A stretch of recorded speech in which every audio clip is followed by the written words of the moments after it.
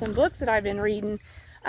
Y'all familiar with the TV series Wind Calls the Heart? Well, we don't have TV here. We haven't had TV here, TV service, like, you know, coming into your house for years. Our oldest son is 21, and we cut off TV when he was probably 4 or 5.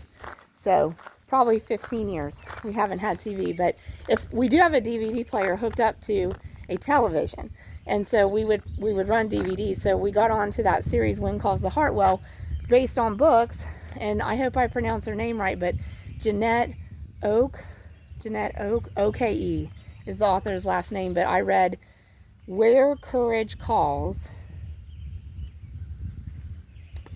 I think it was Where Courage Calls, or it was When, but I think it was Where Courage Calls, and Where Trust Lies.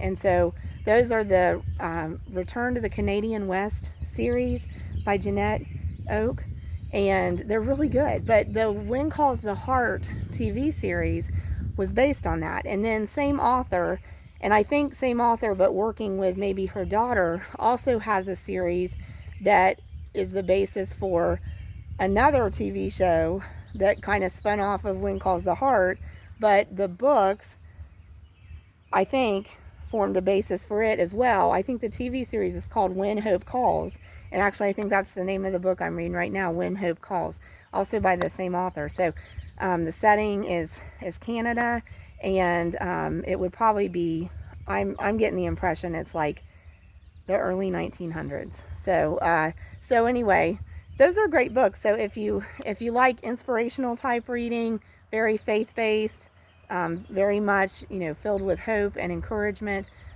they're great books. So you could check those out. So reading that right now, I want to show you some things going on here. Started some spaghetti squash seeds. So we started them in these strawberry tubs, and I've reused these several times, so they're getting kind of wore out. But just put Pro Mix potting soil in there. Tanner, you're going to help me check out the plants. And I actually had spaghetti squash seeds that we saved from eating a spaghetti squash seed last year that was the store-bought spaghetti squash, and put the seeds in here. So I'm waiting to see if those seeds are viable and if they'll germinate, but I've had luck with that before, so I'm hopeful.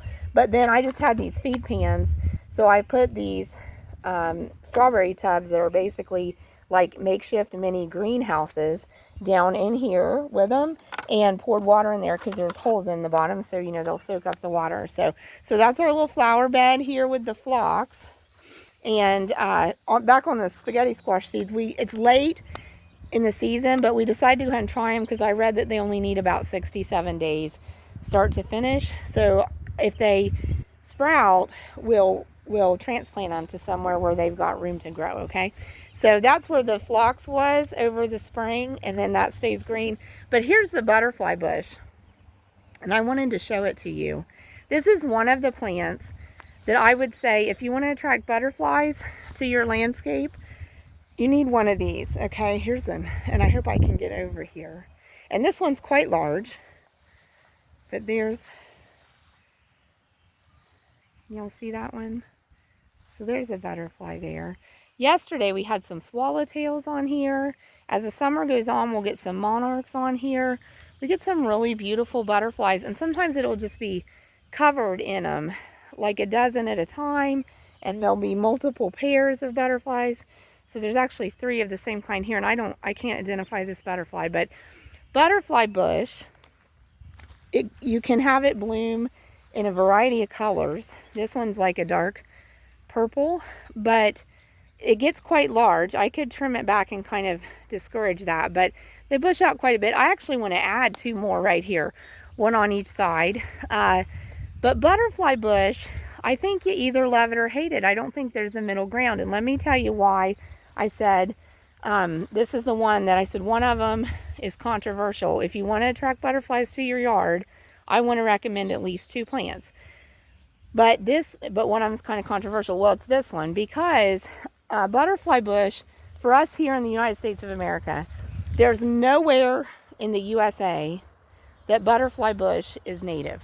Okay, so no matter where you plant it in the United States of America, it's not a native species, and therefore there's legitimate concern that it can become invasive. Okay, so basically that just means we want to stop it from its seeds spreading. So, you know, when it's going to set seed, we don't want that to be carried off by the wind. So basically, my approach to that is just trim back, there's one, trim back the blooms on it, you know, after they fade, and then it can't set seed and the wind can't carry the seed to nearby fields, and it can't become an invasive plant. But there are definitely naysayers that discourage planting butterfly bushes, and that's why, because the concern is it going to become so invasive that it's just going to be a problem. But there's another reason they're kind of controversial, and that's because if you want to attract butterflies to your yard, people who are knowledgeable about conservation and attracting butterflies understand, and try to make us understand, that it's no good if you have a plant that only provides for, say, the adult stage of the butterfly, because then you have these adults that need to lay eggs and you don't have a host plant for them to lay eggs on. And so one species in particular that really affects is the monarch butterfly, because I think, as far as I know, the monarch butterfly only lays its eggs on one flowering plant, I think. Now, if I'm wrong, somebody feel free to educate me on that, but I've read that, or I thought I read that. So, at any rate, so let me show you a plant that we keep in the yard because of that.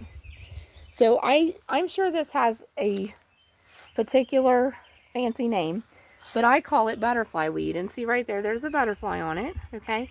But monarch butterflies want to lay their eggs on this plant, okay? Stop and smell the flowers, guysy. They want to lay their eggs on this plant. Here's another one, and they're pretty durable because I've had several here. I honestly think they've probably been weed eaten down multiple times, and they either have reseeded or they come back. But I think they are perennial. In fact, there's one trying to come back right there. We used to have a massive flower bed here several years ago, and it got to where I couldn't keep up with it, so we let it go. We transplanted the plants out and let it go back to grass. But that butterfly weed is the other plant. I would say if you want to attract butterflies to your yard, a butterfly bush will bring them in. But then if you have a butterfly weed, at least for the monarchs, they'll be able to lay their eggs there, and then you'll have caterpillars hatch out